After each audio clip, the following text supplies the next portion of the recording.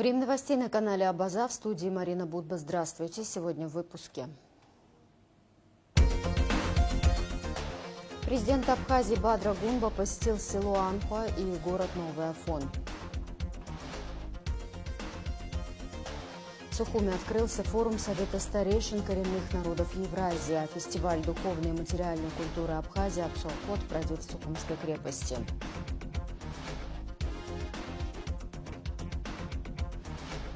У людей без хронических заболеваний новые штаммы ковид не опасны. В Абхазии всплеск заболеваемости вирусом ковид-19. Начнем выпуск с международной политики. Украина и Россия смогут договориться о мирном урегулировании, а США окажут поддержку в этом процессе, заявил президент США Дональд Трамп, говоря о перспективах разрешения украинского конфликта. При этом Трамп отметил, что решение может быть найдено в течение ближайших 2 недель. Президент США Дональд Трамп предположил, что на его встрече с российскими и украинскими коллегами Владимиром Путиным и Владимиром Зеленским можно будет завершить украинский кризис. Мы работаем над организацией встречи Путина с Зеленским. Если она пройдет успешно, то можно будет провести трехстороннюю встречу и уже на ней решить вопрос, сказал Трамп во вторник в интервью Fox News. Владимир Путин и Дональд Трамп обсудили по телефону возможность прямых переговоров с Украиной, сообщил помощник президента России Юрий Ушаков. По его словам, американский лидер проинформировал российского президента о результатах переговоров с Зеленским и европейскими лидерами. Трамп подчеркнул, что главы стран ЕС поддержали идею прямых переговоров между делегациями России и Украины, а также возможность повышения уровня представителей Москвы и Киева на встрече. Ушаков добавил, что Путин поблагодарил Трампа за достигнутый на саммите на Аляске прогресс в направлении мирного урегулирования конфликта. Россия не отказывается от каких-либо форматов работы по украинскому урегулированию, но контакты на высшем уровне должны быть подготовлены предельно тщательно, заявил министр иностранных дел Российской Федерации Сергей Лавров. Мы не отказываемся ни от каких форм работы, ни от двусторонних, ни от трехсторонних. Президент об этом неоднократно говорил, сказал он в интервью на канале «Россия-24». Вместе с тем, отметил министр, надо любые контакты с участием первых лиц готовить предельно тщательно.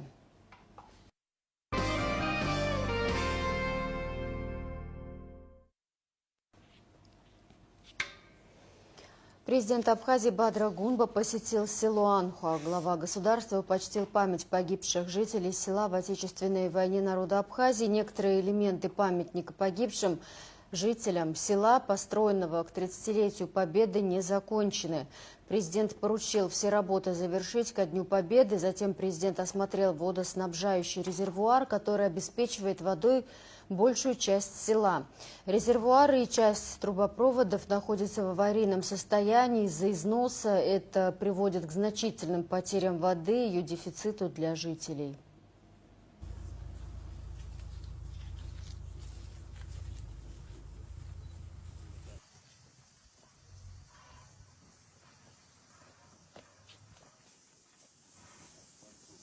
Какой объем здесь воды теряем.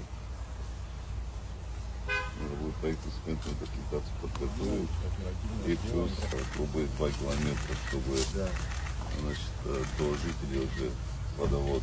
Это она сюда подходит, а дальше сверху уже сюда да, повезти. Да. А отсюда дальше уже. А дальше уже она такая разветвленная, у всех помененная практически. В селе Анхуа сохраняются такие же проблемы, как и в остальных селах нашей страны. Основные проблемы это связаны с водоснабжением, значит, с дорогами, проблемы с дорогами сельскими, с энергообеспечением. Значит, даны поручения управлению капитального строительства по тем сложным вопросам, которые существуют в данном селе.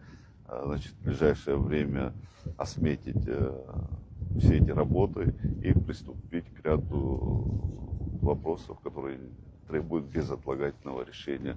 Мы побывали на резервуаре, который обеспечивает более 70 семей. Значит, резервуар, к сожалению, не позволяет обеспечить в полном объеме водоснабжением. Значит, принято решение реставрации этого резервуара. И самая главная проблема отсутствие водовода, который мог бы доставить эту воду до резервуара. Это порядка 2 километров. Значит, мы буквально уже на этой неделе необходимый объем, значит, водовода, трубы доставим в село, чтобы обеспечить бесперебойным питанием водой сельских жителей. Вопросы, связанные с электрообеспечением, энергообеспечением, к сожалению, тут, как и практически во многих селах нашей страны, ситуация сложная. Тоже думаю, что до конца года ряд ключевых сложных вопросов, критичных вопросов в этом селе мы точно снимем. Обращение было, значит, жителей села по восстановлению памятника погибшим в Отечественной войне народа Абхазии. Значит, я как раз таки был председателем комиссии по празднованию 30-й годовщины. В рамках этих мероприятий мы выделили средства на восстановление этого памятника. Сегодня увидел своими глазами. Есть определенные проблемы, не хватило тех выделенных средств. Буквально, я думаю, что уже на следующей неделе мы выделим дополнительный объем финансирования для завершения реконструкции этого комплекса. Думаю, что уже к Дню Победы мы эти мероприятия завершим. Бадра Гунба проинспектировал несколько объектов в городе Новом Афоне. Одной из первых президент посетил городскую поликлинику. В медучреждении отсутствует необходимое медицинское оборудование, нет надлежащих условий для приема пациентов. При всех сложностях медперсонал поликлиники обслуживает до 40 тысяч пациентов в год. Ознакомившись с работой поликлиники, Бадра Гунба отметил, что необходимо предпринять первоочередные меры по улучшению условий приема больных и оказания им квалифицированной медицинской помощи. В рамках нашей поездки по Новому Афону мы сегодня посетили ряд ключевых инфраструктурных объектов, такие как поликлиника. Значит, состояние данного объекта, конечно, тяжелое. Значит, помимо отсутствия необходимого медицинского инвентаря, там нет элементарных условий для приема граждан. А даже в нынешних условиях наши врачи, медики, значит, работая в этих условиях, принимают до 40 тысяч пациентов в год. Это огромное количество, это обращения по разным направлениям, это сердечно-сосудистые, обращения к терапевту, лор-врачу, стоматологу. Считаю, что необходимо первоочередные меры предпринять именно по этому объекту, потому что это очень важное направление здоровья граждан нашей страны. Ближайшая доступность до медицинских учреждений – это Гудаута и Сухум. Зачастую бывает так называемый золотой час, в рамках которого необходимо помочь пациентам. В этом смысле мы обязательно предпримем меры по улучшению ситуации в данной поликлинике. Сейчас мы посетили спортивный зал, который восстанавливался, но, к сожалению, работы по нему были приостановлены. Управлению капитального строительства даны поручения, правительству отдельные поручения будут дальше даны по началу финансирования этого объекта. И до Нового года мы этот объект обязательно введем в эксплуатацию. Также есть важно социально значимые общественные места. Афон, значит, славится своими парковыми зонами. Мы посетили могилу Бардадыма, парк, в котором он захоронен. К сожалению, парк сегодня опять-таки в удручающем состоянии, можно назвать его. Здесь хотелось бы отметить, что мы имели общение с предпринимателями, которые буквально рядом построили, восстановили объект гостиничного комплекса, которые взяли на себя обязательство восстановить парковую зону и привести в, значит, место захоронения нашего добровольца, именитого добровольца, поэта Бардадыма в соответствующий порядок. Так что все эти поручения будут на контроле, и ряд решений будут приниматься незамедлительно. Также мы сегодня посетили железнодорожную станцию Афонскую. Вы знаете, что там уже было принято решение о начале восстановительных работ. Работы проходят до конца года. Эти работы будут завершены уже. Этот, можно сказать, исторический объект будет в надлежащем порядке восстановлен в соответствии с теми требованиями, которые существуют в рамках историко-культурного наследия, будут полностью соответствовать тем нормам и требованиям, которые предъявляются этому объекту. Президент Республики Абхазия Бадра Гунба проверил ход ремонтных работ на вокзале в Новом Афоне. Начавшиеся в июле этого года, они проводятся специалистами РУП «Абхазская железная дорога».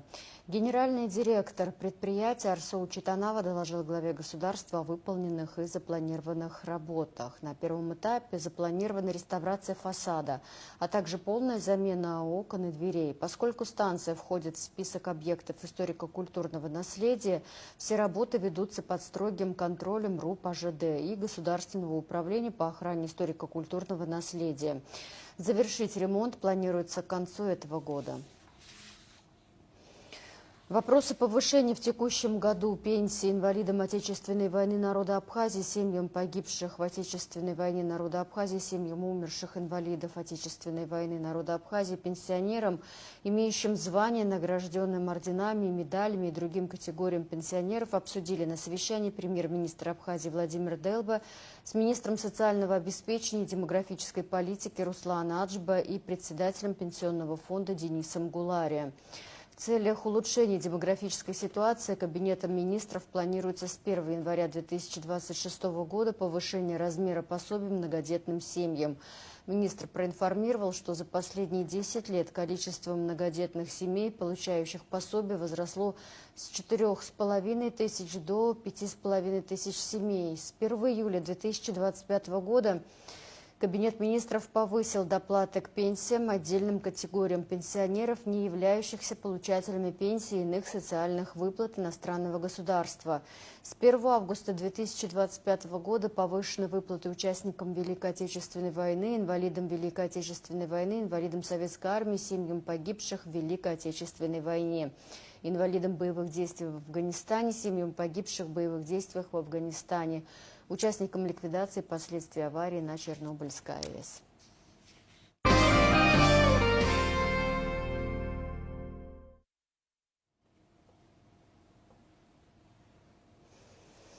В Сухуми открылся форум Совета старейшин коренных народов Евразии «Абхазская национальная канун Апсуара в системе гуманизации современного миропорядка». Его участники из России, Европы и стран БРИКС обсуждают, как традиционные ценности могут быть встроены в современный миропорядок.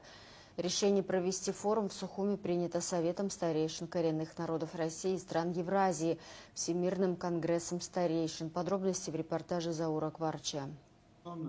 Форум открыл председатель Совета старейшин Абхазии Аполлон Дума. В своем выступлении он отметил роль Совета в сохранении национального кодекса Апсуара.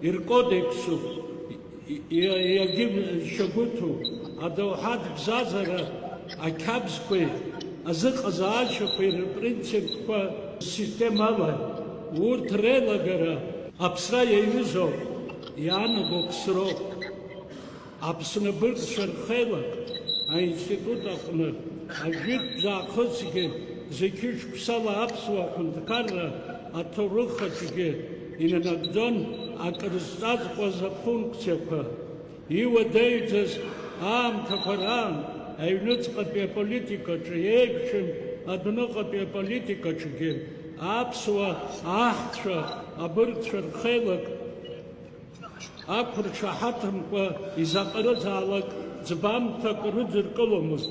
Первый вице-премьер Жансух Нанба зачитал приветственное послание президента Бадры Гунба. Сердечно приветствую вас на форуме, посвященном теме, имеющей особое значение для нашего народа.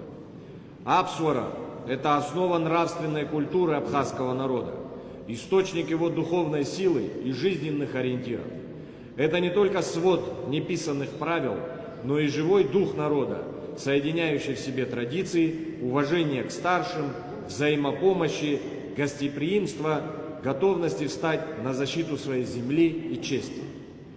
Сегодня, когда человечество сталкивается с вызовами, требующими новых подходов к построению справедливого и гуманного миропорядка, обращение к ценностям Апсуара приобретает особую актуальность. Выражаю искреннюю признательность организаторам этого очень нужного форума за инициативу его проведения. Желаю всем участникам форума плодотворной работы, содержательных дискуссий и приятного проведения времени в Абхазии. Президент Республики Абхазия Бадра Гунбар. О значении Апсуара в формировании политической доктрины страны говорил общественный и политический деятель Валерий Аршпа. Главная задача для абхазского народа – это забота о развитии и становлении собственного государства. Но возможно ли это только традиционными государственными методами? Полагаю, что этого будет недостаточно. Названная выше мера обязательно должна сосуществовать с комплексом национальных устоев и традиций. Наиболее действенный способ возрождения абхазской идеи – формирование научно-практической основы сплочения народа – национальная доктрина. Ее программные цели и задачи по дальнейшему становлению и развитию общества, нации, государства должны формулироваться и наполняться содержанием, привлекательным и притягательным для населения страны. Мы знаем, что в критические моменты, периоды нашего Отечества, как и во время грузино-абхазской войны, Родину и этнос спасли мощнейшие запасы духовной силы абхазов. Важнейшая роль в этой принадлежала нашему кодексу чести Апсуара. С научной точки зрения Апсуара раскрыл доктор филологических наук Валерий Кварча. Он рассказал об этимологии понятия и исторических предпосылках возникновения кодекса у абхазского народа. В основе любого этнического сообщества лежит язык и определенные нормы общежития, выработанные в процессе их исторического развития. Эти нормы более ярко выражены у народов, имеющих давнюю традицию государственности, в прошлом контакте с древней цивилизацией. Не случайно у абхазов, адыгов и других народов бытует слово «намыс», «ламыс», абхазское «аламыс», «анамыс» в значении «совесть», «честь», достойное уважения и гордости этнической нормы поведения, что восходит к греческой «номос».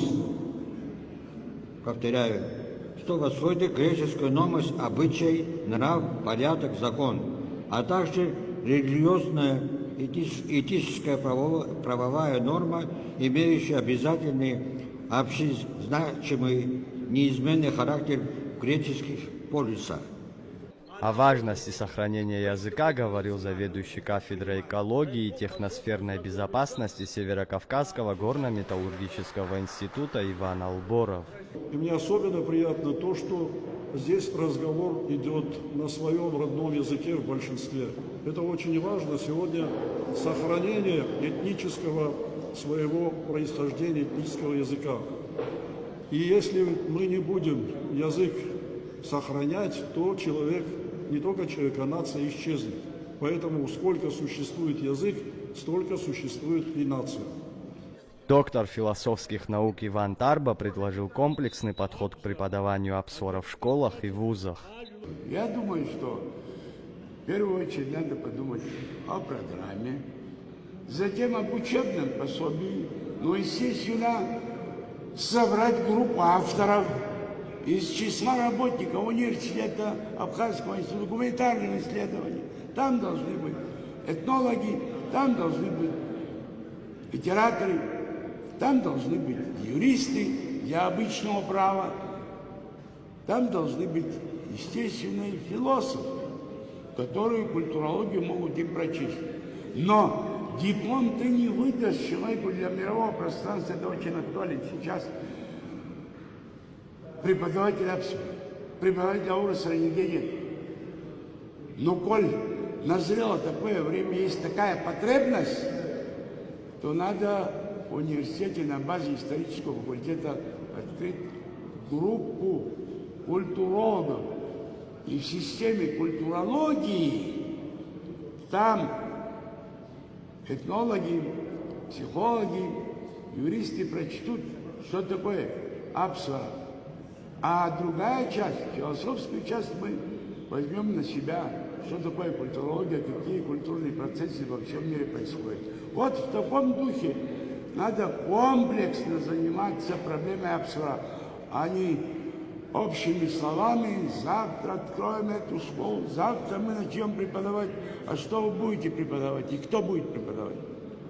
К обсуждению присоединились и зарубежные гости. Президент делового совета БРИКС Висенте Барриентас и бельгийский политолог Крис Роман подчеркнули значение международного развития Института Совета Старейшин.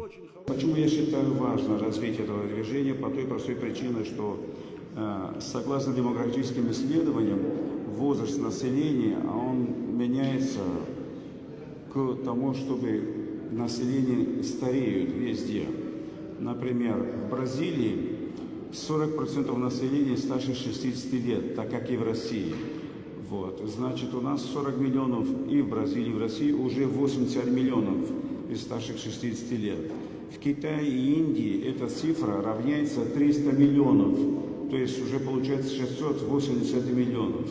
И с учетом других стран БРИКС, эта цифра дойдет до 1 миллиарда населения. То есть получается, что 1/7 часть населения в возрасте старше 60 лет. И что получается? Что-то население, хотя остановить, она уже обогащенная знаниями и опытом 60-летней жизни, она уже может приводить плюсы и плоды обществу. И я согласен с коллегой, который говорил о том, что мы должны создать и университет, и факультет для переподготовки всего этого персонала, который может быть еще полезным обществу. А если не обществу, по крайней мере, своей семье. Традиции народов – это не просто обычаи или ритуалы. Это мудрость, передаваемая из поколения в поколение, которая помогает нам оставаться связанными с нашими корнями и учить уважать друг друга. Старшие поколения играют в этом важную роль. Они являются носителями этой мудрости и мостами между прошлым и настоящим. Их опыт помогает нам находить пути укрепления связей между народами, основанных на уважении и понимании. Обсуждения на форуме продолжатся в течение 2 дней. Его участники уверены, традиционный кодекс Апсвара способен стать основой для диалога культур и укрепления взаимопонимания в современном мире. Заур Кварча, Торник Амичба, Абазатовы.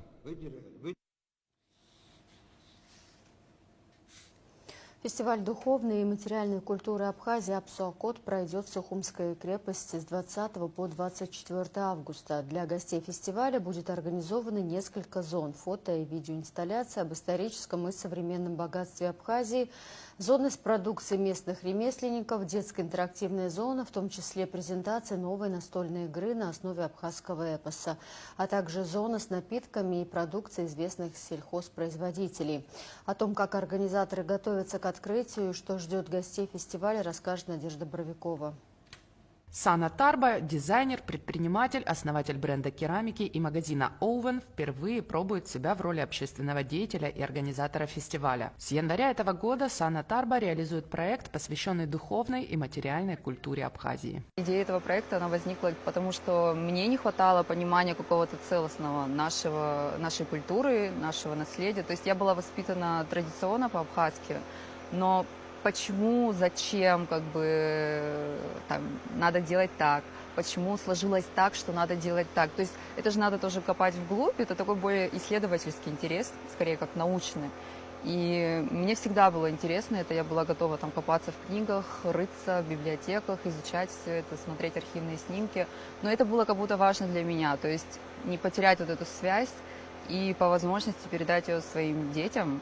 А чтобы передать ее дальше следующим поколениям, мы сами уже должны не просто как-то интуитивно, наверное, это знать, а вот, может, чуть глубже, учитывая то, какая сейчас ситуация, что мы так стараемся осовремениться, подражаем другим культурам и так далее. Чуть-чуть, мне кажется, в моменте мы забываем про то, кто мы на самом деле есть, и что нам есть чем гордиться, нам есть чем, что мы наполнены уже достаточно. В поисках ответов на свои вопросы Сана Тарба посещала музеи и библиотеки, общалась с историками, археологами и этнографами, изучала абхазские узоры и орнаменты, собирала архивные фотографии и делала новые фото и видео уникальных природных красот Абхазии. Также в рамках проекта местные ремесленники прошли серию мастер-классов по созданию собственного бренда и маркетингу, а фестиваль «Апсуакот» – это своего рода подведение итогов проекта и презентация собранного материала широкой общественности. У нас будет несколько зон.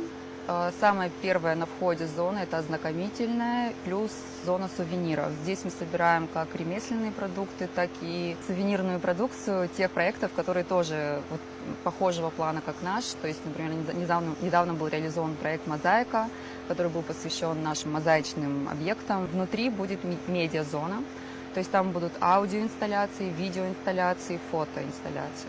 Это как раз то, что мы снимали в рамках проекта. Далее будет информационная часть из стендов образовательных, где мы вкратце, мы просто выбрали какие-то аспекты культуры нашей, там, не знаю, долголетие, отношение к старшим, кухня, ремесла. И очень кратко, очень доступно на абхазском и на русском языках, сопровожденная тоже визуалом, какими-то архивными снимками. Отдельное внимание на фестивале уделят детскому направлению. Здесь будут скатерти, раскраски с национальным орнаментом, мастер-классы по лепке, интерактивные уроки абхазского языка. Организаторы проекта даже разработали настольную игру на основе нардского эпоса. Будет зона интерактивная и фуд-зона, мы их совмещаем. Там как раз будет представлена настольная игра. Плюс будет фуд-зона, где именно локальные какие-то продукты будут продаваться, закуски. Ну, то есть еды как таковой мы не предполагаем, но будет барная карта, которая тоже концептуально связана с абхазскими продуктами, с нашим местным каким-то колоритом. Там же будут проводиться мастер-классы для детей по лепке, и мы предполагаем, что будет программа тоже с играми, с кроссвордами и так далее. Все это с абхазским языком связано. Языковая школа будет проводить вот этот конкурс там для детишек. И, наконец, финальная зона, вот центральная, получается, как сцена. Мы определили ее как сценическую, вот под центральным этим деревом, под флагом. Будут проходить все выступления, лектории. И, в принципе, все, вот, что требует зрителей и взаимодействия с кем-то выступающим. Фестиваль продлится 4 дня с 20 по 24 августа. Основные мероприятия будут проходить вечером, чтобы гости могли ознакомиться с многочисленными зонами фестиваля и поучаствовать в активностях, не изнывая от жары. Торжественное открытие фестиваля «Апсуакот» состоится 20 августа в 6 часов вечера. Надежда Боровикова, Владимир Капуза, Абаза ТВ. Объем операций в национальной платежной системе Абхазии за первое полугодие 2025 года составил 17,5 миллиардов рублей, что на 9,8% больше, чем за аналогичный период 2024 года. Об этом сообщается на сайте Банка Абхазии. Банковскими картами в Абхазии за первое полугодие было оплачено товаров и услуг на общую сумму 6,8 миллиардов рублей. Из них картами АПРА расплатились на сумму 554 миллиона рублей, а картами международных платежных систем на сумму 6,3 миллиарда рублей. Общее количество активных карт АПРА на 1 июля 2025 год составило 67 645 штук, количество действующих банкоматов 160. С развитием новых технологий появляются все более изощренные виды телефонного мошенничества. Одно из последних изобретений преступников – взламывать мессенджеры и рассылать голосовые сообщения от лица владельца аккаунта.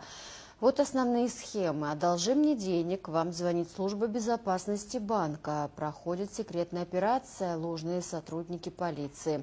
Срок действия номера истекает. Фальшивая лотерея, родственник в беде, фальшивое голосование.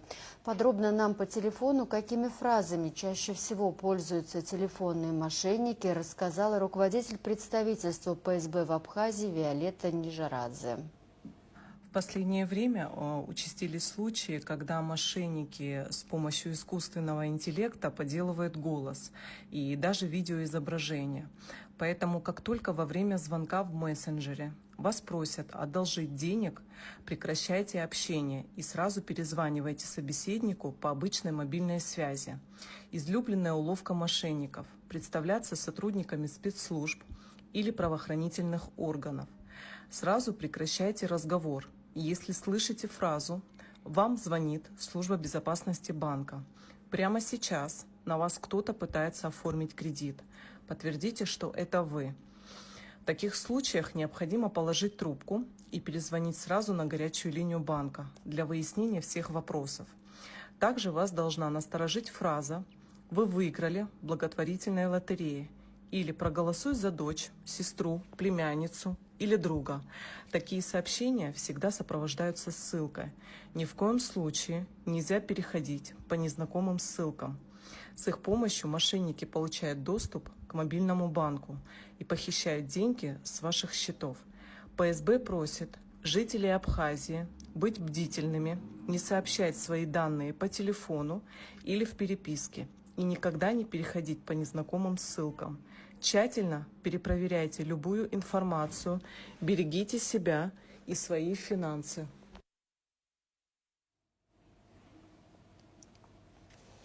9 аппаратов для добычи криптовалют изъяли в Сухуми. Ферму оборудовали в нежилом помещении, принадлежащем Олегу Штыкову, сообщили в ГТК Абхазии. Машинки были подключены к сети.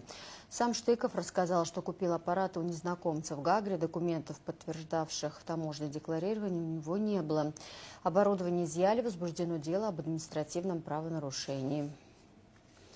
Аппараты для добычи криптовалюты изъяли на железнодорожной станции Цандрыпш 17 августа. В ходе реализации оперативной информации на железнодорожной станции поселка Цандрыпш задержали пассажира электропоезда «Диаскурия», направлявшегося по маршруту Меретинский курорт Новый Афон, гражданина Республики Абхазия Исмаилова Мурада Джониевича, 86 года рождения.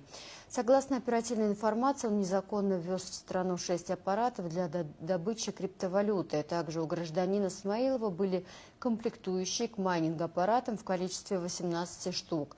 Запрещенное к ввозу на территорию республики оборудование для майнинга изъято. Возбуждено дело об административном правонарушении.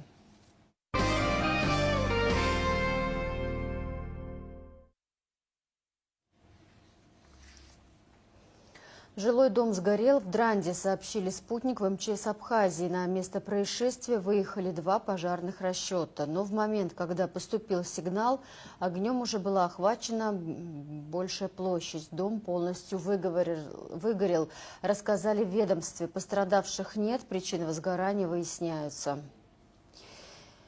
В Абхазии всплеск заболеваемостью вирусом COVID-19. По словам врачей, 3 штамма уже не такие опасные, как 5 лет назад, и болезнь протекает достаточно легко.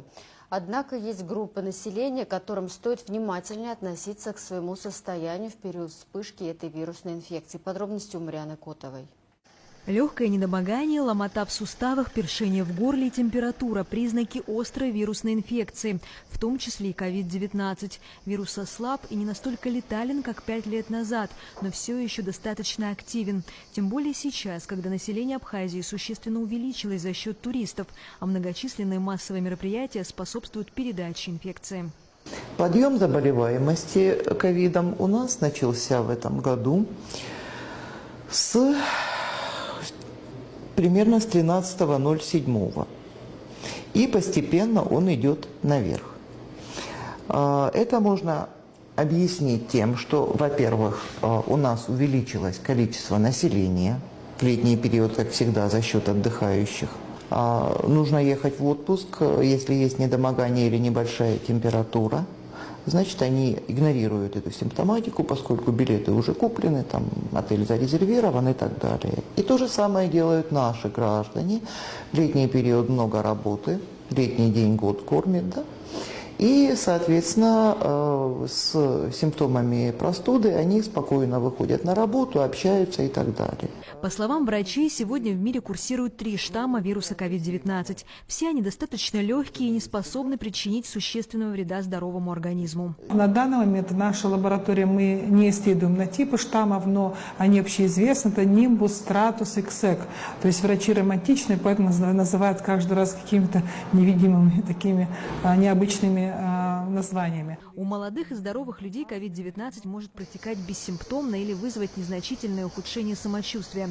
Но у тех, кто имеет сопутствующие заболевания, особенно сосудистые, инфекция может привести к тяжелым последствиям. Особо бдительны это беременные, которые боятся ковида, конечно, они всегда с нами на связи, с нами или с лечащим акушером-гинекологом, но, к счастью, это все протекает легко. У нас был один пациент постковидный, крайне тяжелый, с тяжелейшей субтотальной пневмонией, но недавно был выписан. У него уровень додимера был больше 10 тысяч. На выписке уже был 900, то есть пациент был крайне тяжелый, был не такой коморбидный, мы не ожидали такое течение у него, но оно имело место быть, и, к счастью, этот пациент выздоровел. И, к счастью, таких пациентов встречается мало, но они бывают. Чтобы не заболеть и не принести заразу в дом, врачи призывают соблюдать элементарные меры безопасности. Мытье рук и социальная дистанция – самые эффективные из них. Да, ковид начал протекать легче, но отсюда высокая заразность его никуда не делась. И меры профилактики все те же. Это не контактировать с больными, это соблюдать социальную дистанцию, если заболел, стараться не заражать окружающих. В настоящий момент тяжелых пациентов с диагнозом COVID-19 в больницах Абхазии нет. Все медучреждения обеспечены достаточным количеством тестов для определения инфекции. Специфического лечения COVID-19 нет, но важно отслеживать показатели свертываемости крови и лечиться симптоматически под наблюдением врача. Марьяна Котова, Инна Лагухава, Абаза ТВ. В Сухуми на базе средней школы номер 6 состоялось открытие многофункциональной спортивной площадки. Министр просвещения Абхазии Хана Гунба присутствовал на открытии и подчеркнула важность строительства таких объектов. Проект реализован при поддержке Краснодарского края и движения «Россия молодая». На церемонии открытия присутствовали также спикер парламента Лаша Ашуба, директор школы Лолита Каца и представители общественных организаций. Площадка оснащена для игры в футбол, баскетбол, волейбол, а также включает в себя уличные тренажеры. После официального открытия состоялась тренировка школьных волейбольных команд, которые первыми смогли опробовать новые условия для занятия спортом. 29 школьников из Абхазии отправились в Москву на университетскую смену. Программа, организованная совместно Министерствами образования России и просвещения Абхазии, осуществляется на базе Российского государственного университета туризма и сервиса. Для ребят подготовили занятия по профориентации и экскурсии. Цель программы – познакомить школьников со сферой туризма и помочь им определиться с будущей профессией. Сегодня дети, школьники Республики Абхазия из всех районов смогут посетить город Москву, будут посещать Российский государственный университет сервиса и туризма, где для детей проведут профориентационную работу. Помимо этого будет по городу Москва организованы экскурсионные маршруты. Для детей мы думаем, что это будет хорошая возможность познать и узнать студенческую жизнь. На университетские смены я еду впервые. Я очень рада, что у нас есть такая возможность посетить такое мероприятие, тем более на целых 10 дней. Я надеюсь, что нам все понравится, постараемся быть активными.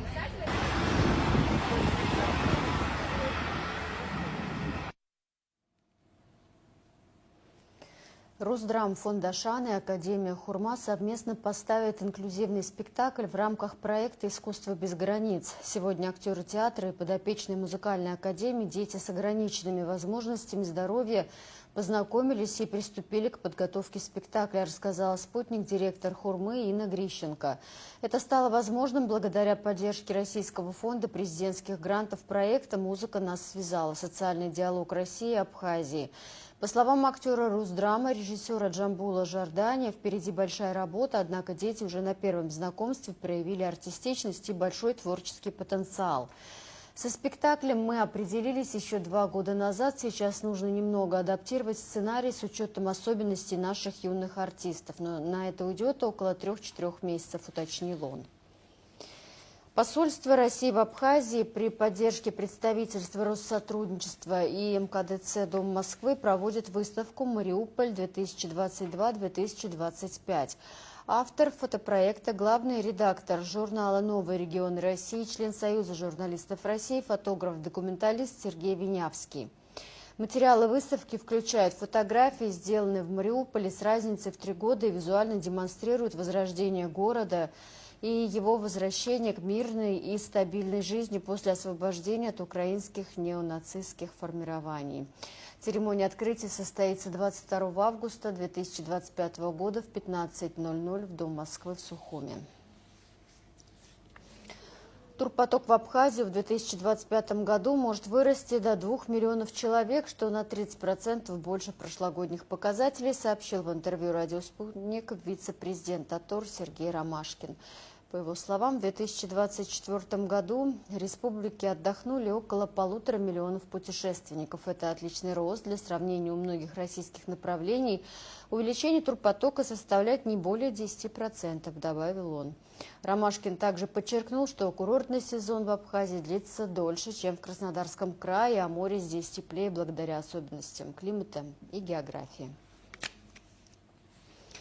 Видеоконкурс «Абхазия в кадре» презентовали в Сухуми. На пляже Марнера в Сухуми прошла презентация видеоконкурса «Абхазия в кадре», организованного Министерством туризма. Этот конкурс призван раскрыть туристический потенциал страны, стимулировать создание пользовательского контента и создать благоприятный образ Абхазии в цифровом пространстве. Конкурс открыт для всех, условия просты. Подпишитесь на аккаунты Министерства в Инстаграм и Телеграм. Опубликуйте свое видео с хэштегом «Абхазия в кадре». Укажите номинацию «Природа Абхазии» или «Абхазия глазами детей». Отметьте Минтуризма в посте. Главные призы включают iPhone 16 Pro, путевки в пансионаты и отели Абхазия, а также сувениры и подарки от партнеров. А в завершении выпуска прогноз погоды.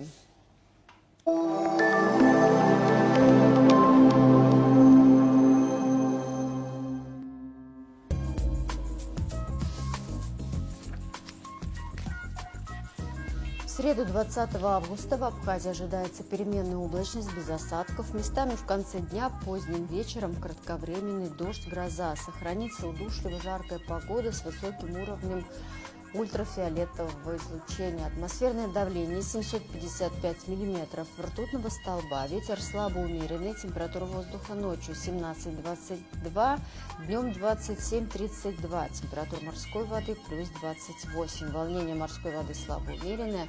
Относительная влажность воздуха 60-80%.